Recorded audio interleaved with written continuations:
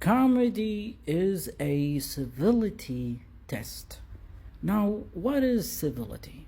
Civility is empathy. Civility is showing respect and being respectful and being cooperative and being just in a fruitful, harmless relationship with everybody around you. So that's where we get, of course, civilization and being civil, etc. Comedy in its origin is all about reveling in a pain, in a misery. So the controversial thing about it, when we think about it, I was going to say think, then I said the thing about it is this.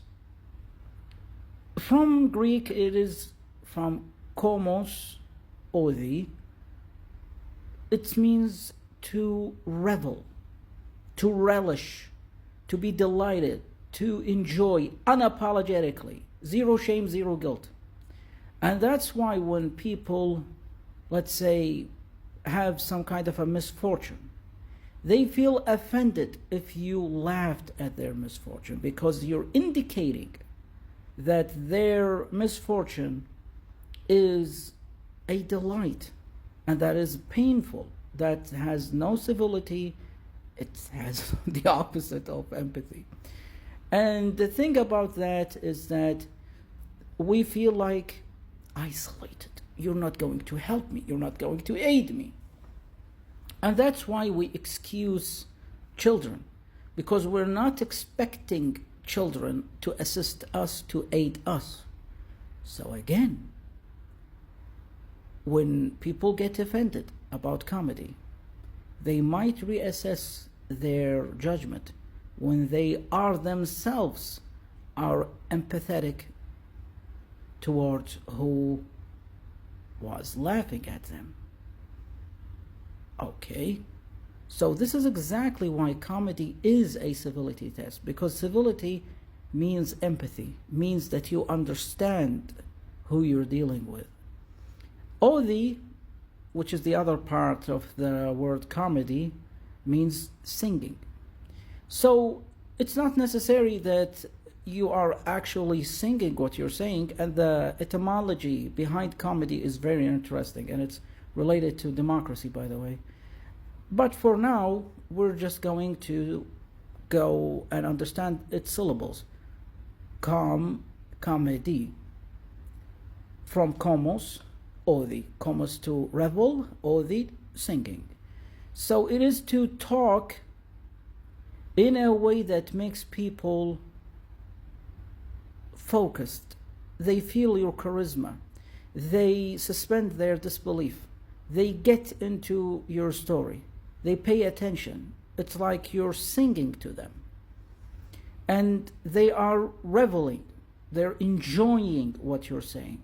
So the art of comedy is that you let people pay attention to you, and then you allow them to enjoy.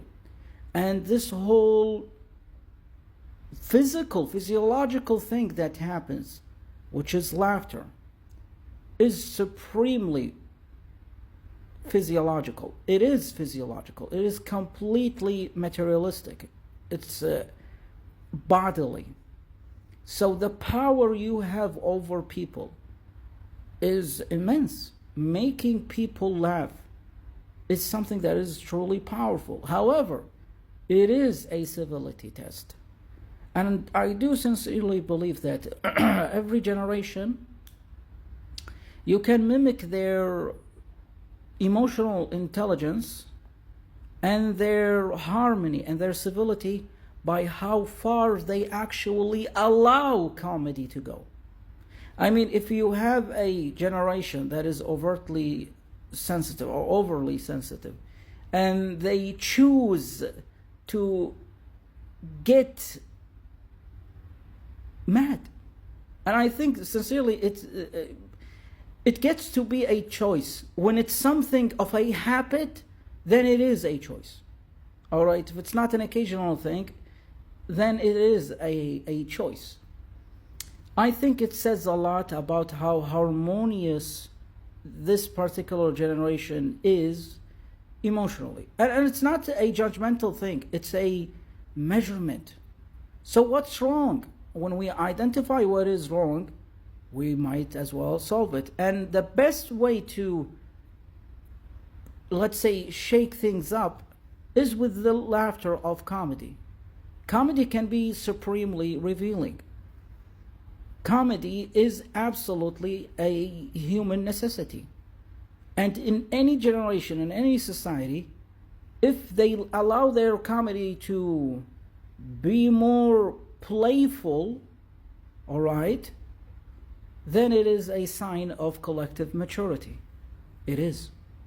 And the thing is that social media, lots of social media websites, apps, and Androids actually get a lot of engagement by fixing its own mechanism itself to propagate or cultivate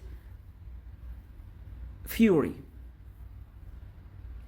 to cultivate a sense of us against them.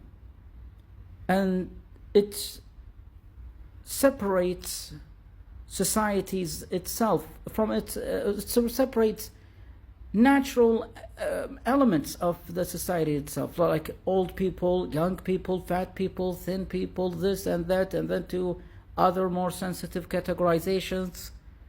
A lot of social media websites are created mechanistically. Its mechanism itself is set up to make people go against each other. And within that atmosphere, comedy shrinks. Or it gets to be annoyingly blunt. And by the way, if you want to say like this comedian doesn't give a whatever, and he's just blunt and he's unapologetic, he just says it as it is, that's not artistic at all.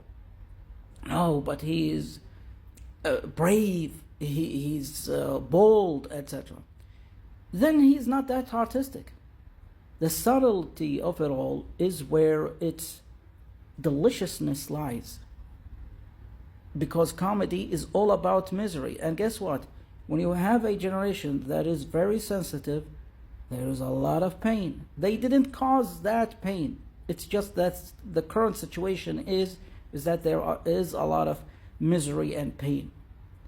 Misery is comedy's fuel, but how you extract that, how you get its value, then you really gotta be an artist. And that's the thing. When people say a comedian, he's a funny comedian, just tell a joke and that's it. It's how surgical they can be to our psyche. That's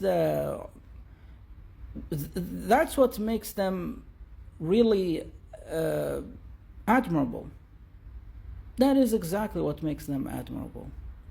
Is that how you get to be surgical in criticizing a generation as you make them laugh and pay you to say what you said.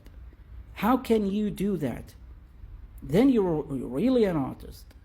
And that's why I think that comedy is the most intelligent genre of all forms of art, because it is so combustible.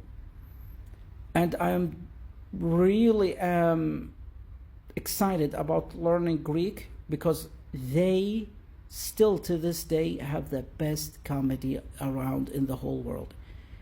They and the Japanese as well. Japanese people, they are so appreciative of comedy. It's insane. Greek people as well. I would really love to learn Greek and Japanese just for comedy. If it's just for comedy, it will be more than enough. But of course, these great languages have a lot of treasures within them, philosophies and ideas that are really life-changing. But for me, currently, what I'm focusing on is comedy. And I adore how English is, how it contributed to our universal comedy, if you will. Yeah, that's all I'm gonna say for now, and have a nice day. ευχαριστώ που παρακολουθήσατε.